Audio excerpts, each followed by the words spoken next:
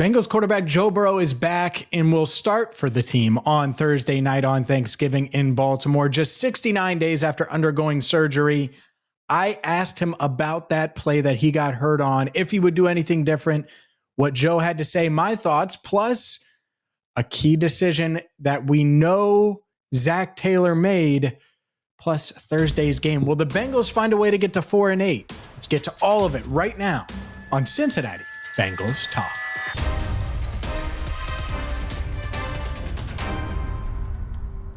Happy Thanksgiving, by the way. We are very, very thankful to each and every one of you for supporting the channel, for supporting us as we continue to grow. And let's dive in here because I think there's a few interesting topics. One, let's go back to the play that Joe Burrow was hurt on in September against the Jaguars. Because anytime Joe Burrow gets hurt, it turns into this discussion. And he was asked multiple times over the past couple of weeks, this discussion about his play style, how he plays, all of those things.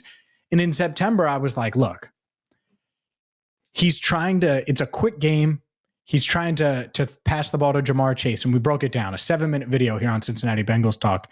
He's trying to throw it to Ja'Marr Chase. Ja'Marr Chase is jammed up. He doesn't throw it to Ja'Marr Chase because of that. And then there's pressure in his face. And then he pulls it down. And then boom, he gets tangled up and gets hurt. This wasn't him trying to be Super Joe and put the cape on and do something that he didn't need to do. I understood it. I understood why he reacted the way he did in the moment throughout the play.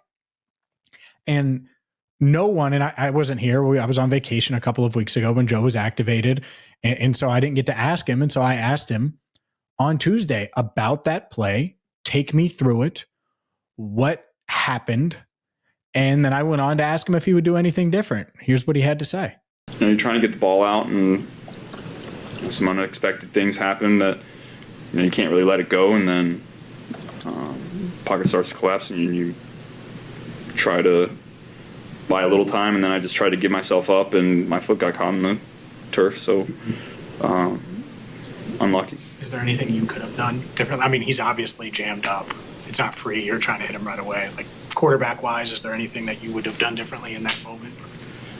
Hindsight's 20/20. You can't play a play or a game or a practice or anything worried about getting hurt or doing anything like that. So there's not anything I would have done differently in that play. I completely agree.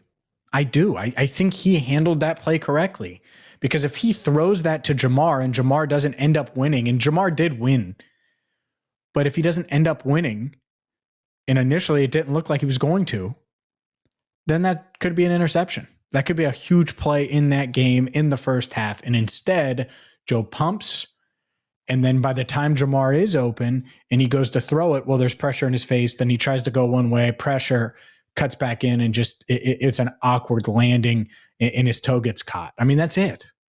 That's it. Sometimes it's bad luck. And Joe Burrow's injury was bad luck. And I think that was important to bring up and mention and point out, because he's going to play football again on Thursday.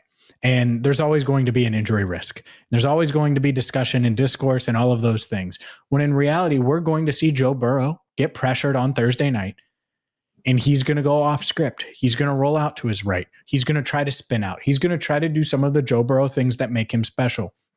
In those plays, I get it. They're concerning and scary. He hasn't really been hurt on those plays. Think about the wrist. He didn't get hurt because of that. He got hurt with the wrist because he landed on it in Baltimore, and it was just a routine play. This toe, routine play where he pulls it down because he didn't like what was happening with Ja'Marr Chase initially, and then there's pressure in his face, and he's trying to get a throwing lane, and that's it. So routine plays happen. He feels strong, healthy, ready to go. And I think that's the other element here that's really interesting. I took a lot of heat on Saturday when I came out and I said the Bengals are making a mistake. If they're going to play Joe Burrow this season, they should play him against the Patriots.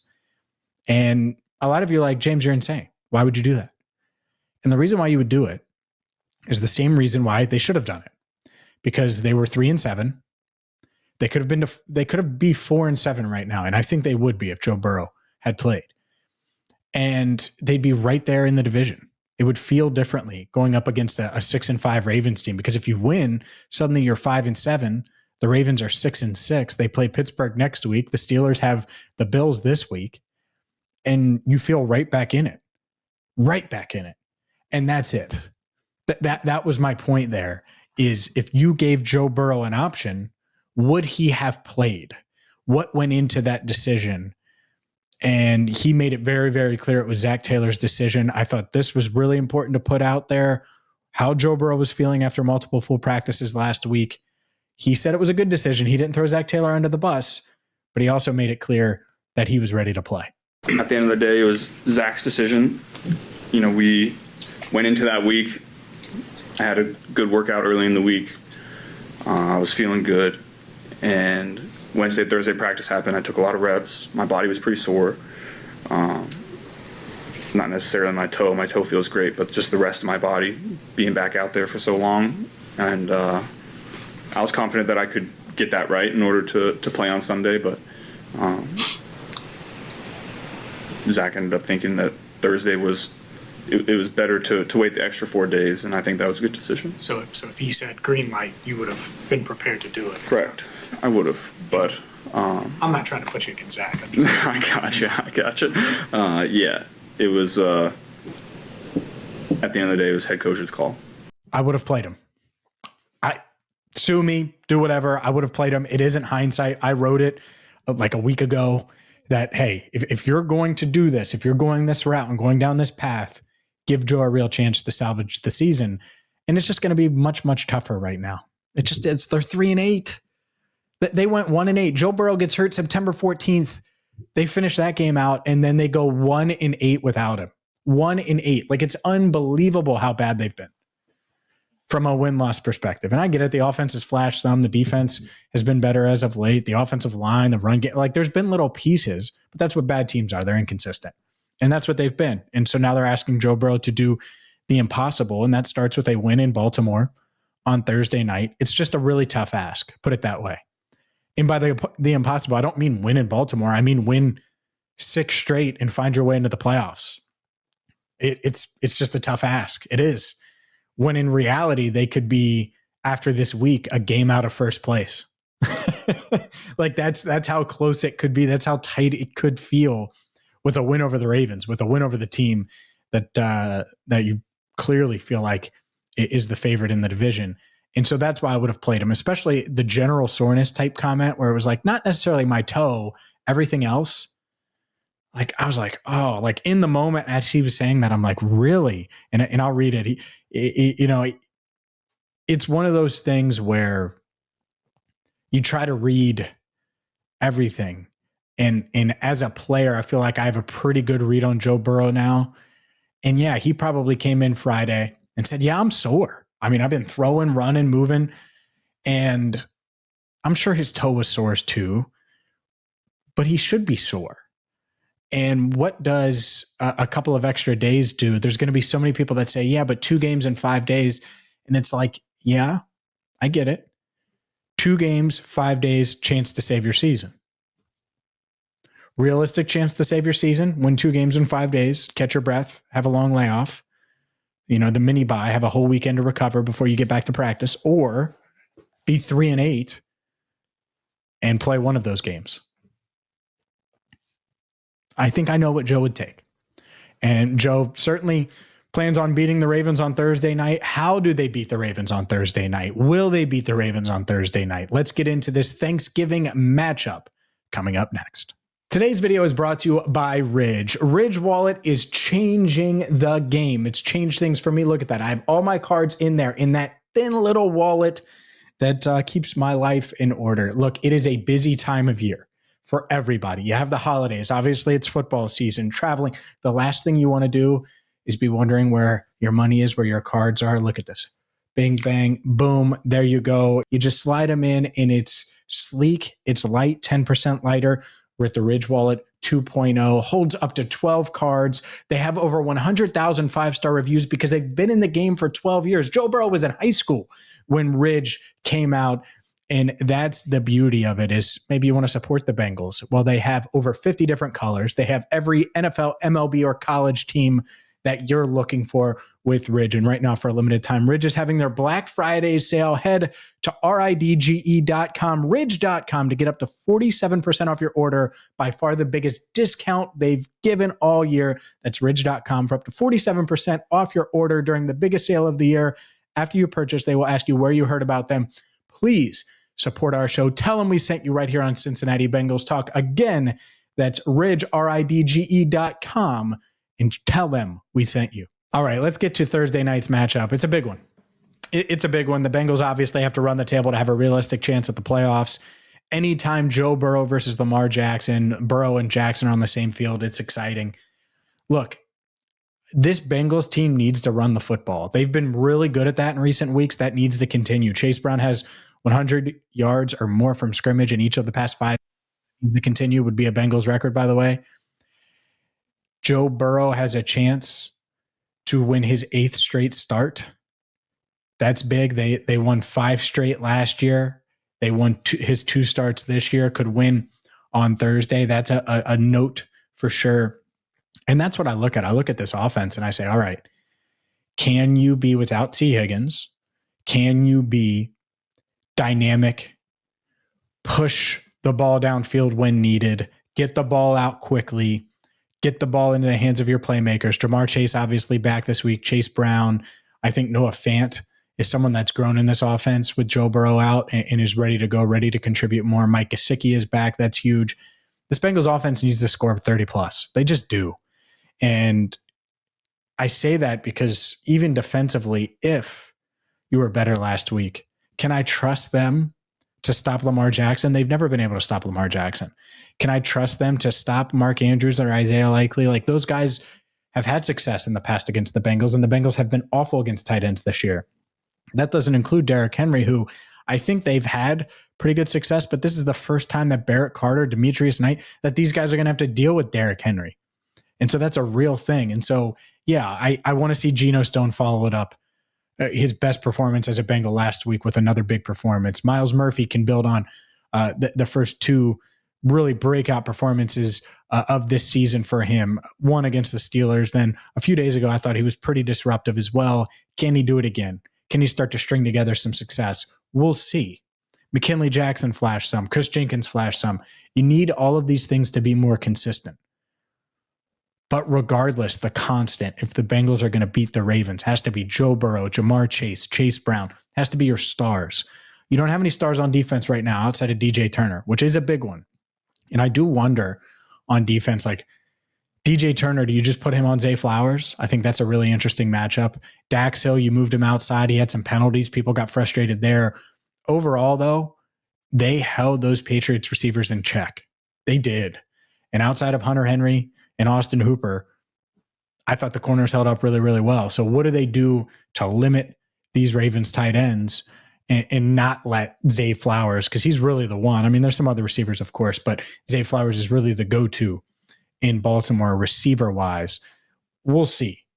But it's a really interesting matchup. I keep going back to Burrow. Like, it sucks. It sucks to put him in this position. It would have sucked to put him in the position against the Patriots, by the way. I'm not saying it's an ideal position. The ideal position is having a significant number of wins, not 3 wins. If you have 6 or 7 wins right now, it just feels different. But the Bengals aren't there. There is no margin for error. And so they have to sweep the Ravens to have any chance at being anything this season. And that's how they're feeling. I know you may be feeling a certain way of, well, it's over, and that's fine. I totally get it, and I believe it. But Joe Burrow doesn't. Joe Burrow thought he was going to run the table last week and go 7-0. Now he doesn't have that opportunity. Now he thinks he's going to go 6-0. But you can only get to 6-0 if you get to 1-0. And I think this is going to be a really tough test. Early in this game, you need the offense to go get points.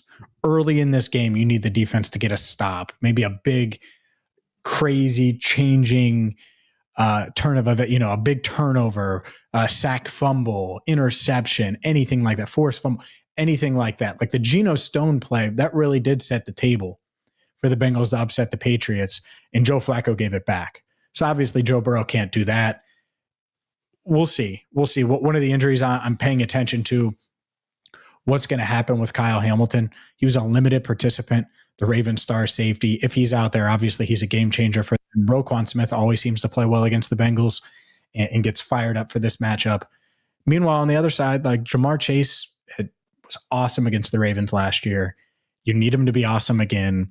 And the Ravens know that. And so they're going to try to take him away. And so when they do that, Andre Yosavash, you need to be ready. Mitch Tinsley, you need to be ready. Mike Gesicki, Noah Fant, Chase Brown, all of these guys need to play big roles and will likely have, if the Bengals win, they will have big plays.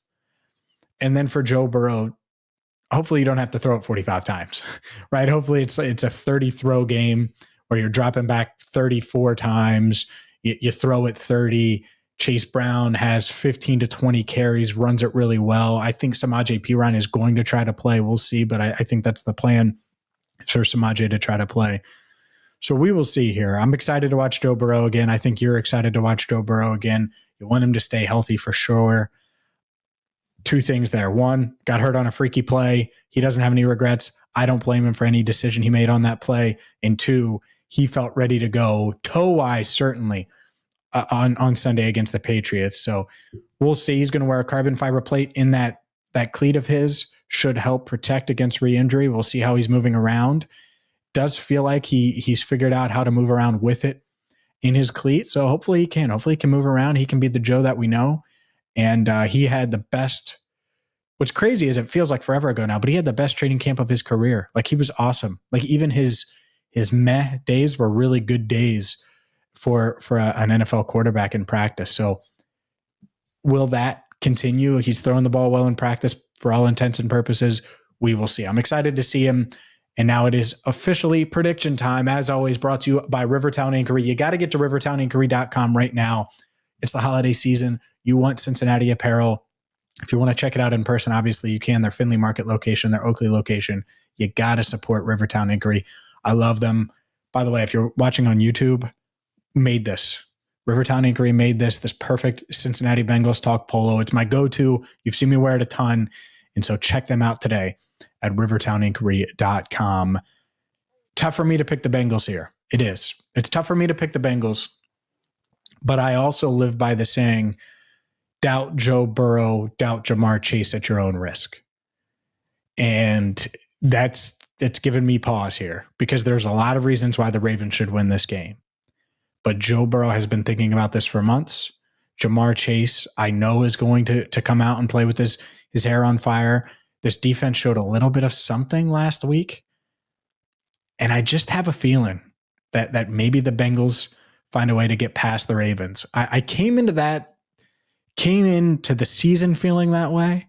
And now that Joe's back, now that Jamar's back, wouldn't be shocked if they do something that I'm not sure many people are expecting them to do.